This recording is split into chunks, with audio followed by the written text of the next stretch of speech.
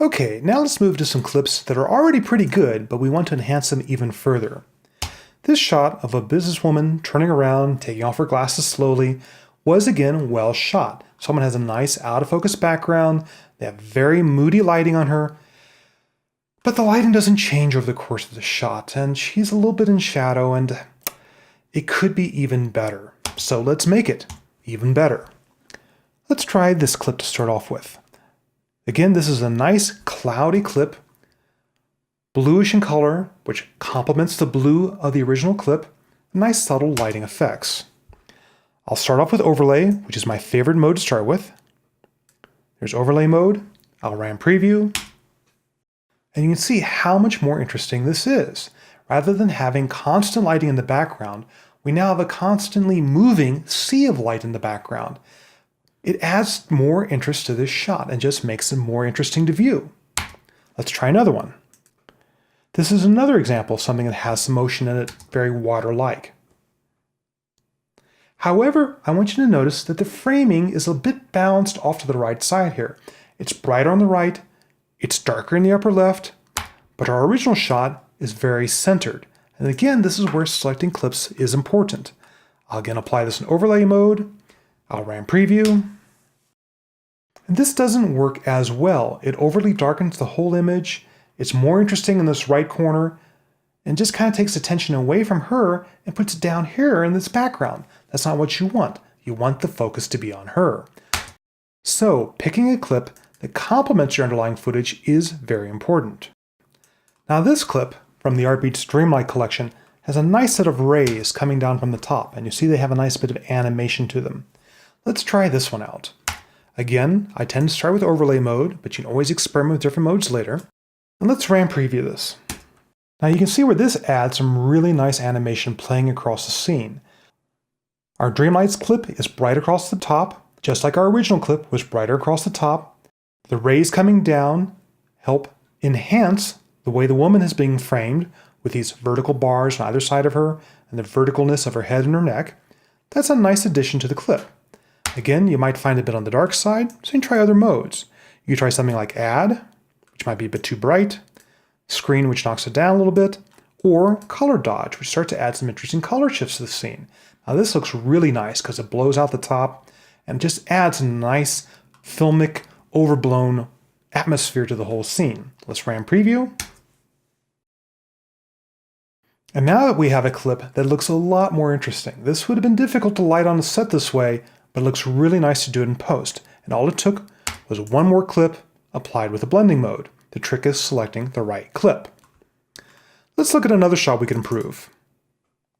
Here's a shot of some gears, some full industrial shot. And again, some effort has been made to make this shot more interesting. It does have nice lighting, it does have nice shadows, but nothing is changing during the course of this shot. The light stays the same, the shadows pretty much stay the same. Let's enhance it to add some movement across the scene. Let's try a clip such as this soft edges one. Again, here's something that's very soft, doesn't have a lot of movement in it, but it is noticeable. Light areas, dark areas, out of focus.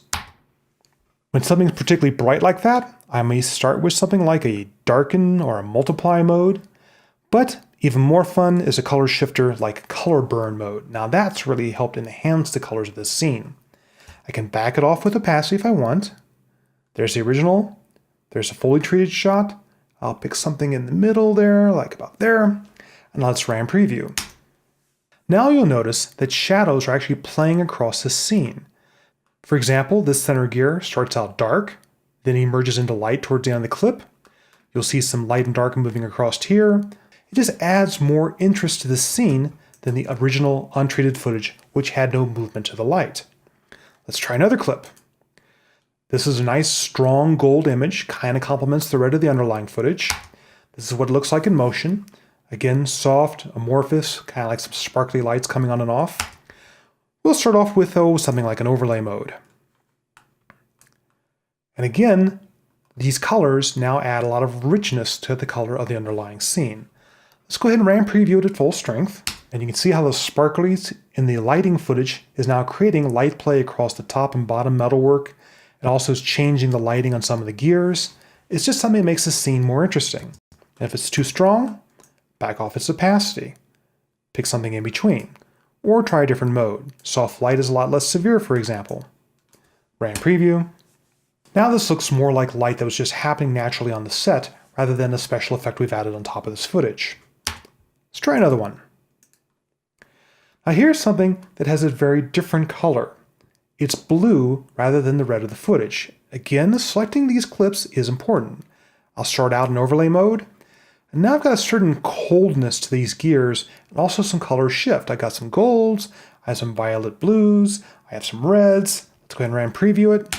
Even though the movement in the clip is very nice and it's nice lighting effects, the colors just aren't working with the underlying clip. Now you can improve the color, but it's sometimes easier just to pick a clip that enhances the footage right out of the gate. That's why we have a library of clips like this that we can pull on quickly during the course of a job. Okay, let's move on to shots that are already really cool, and now we want to make them even cooler. We've gone from boring to okay to hot, but now we're going to make them hotter. This is a nicely arranged shot of a trumpet player. Let's go ahead and add some lighting to the scene, because again you can see his face is constantly in shadow.